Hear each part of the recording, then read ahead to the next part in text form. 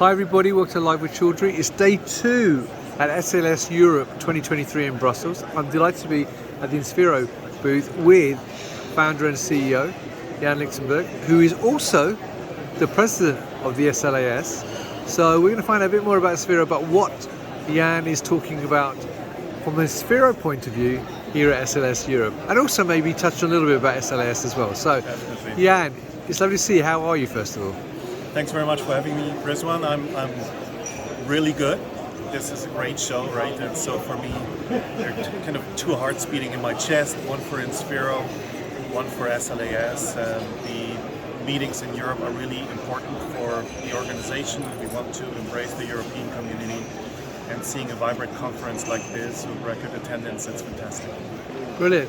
Now, from an InSphero point of view, how has the show gone? Very well, very well. So we are here partnering with our friends at Yokogawa.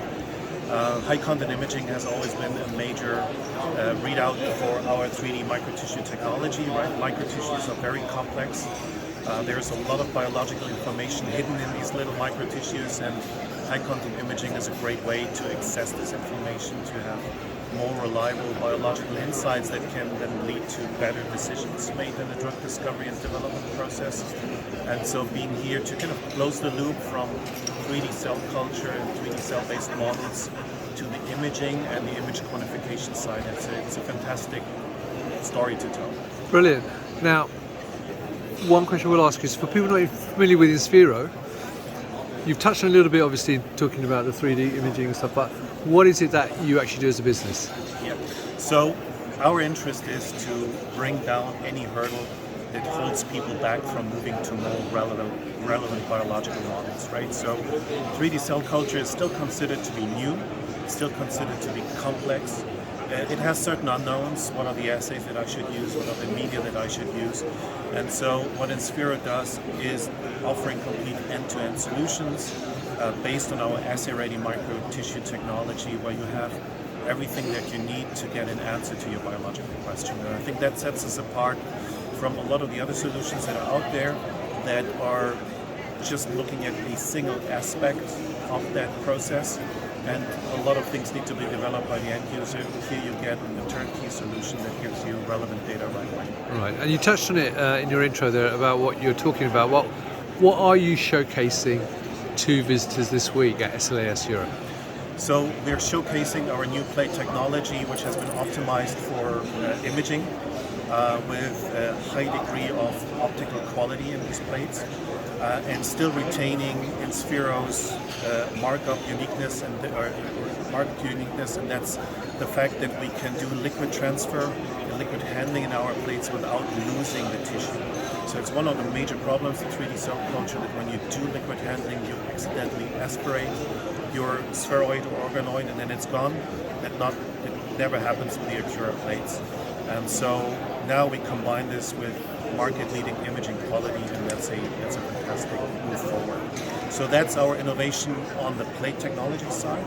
But we have another cool thing that we have showcased for the first time at AACR a couple of weeks ago, and now we're also showing this at the SLAS, and these are cryopreserved microtissue plates. Right. One of the big problems still with 3D cell culture, I think, is cost of ownership. So you need, especially when you do tumors, you need some tumors, different tumor types, and that requires a lot of work to actually making them. What we have innovated on over the last 4 years is ways to produce them in large quantities and then freeze them down so that they can be stored on the customer side, and you just take them out of the freezer when you need them. It takes about 48 to 72 hours to re-establish their full viability, Right. and then you can start running your experiments. So it really turns this complex technology into something that you just take out of the freezer whenever you need it. Brilliant, well that's fantastic. Now obviously, people, when they watch this, unfortunately, the show will have finished.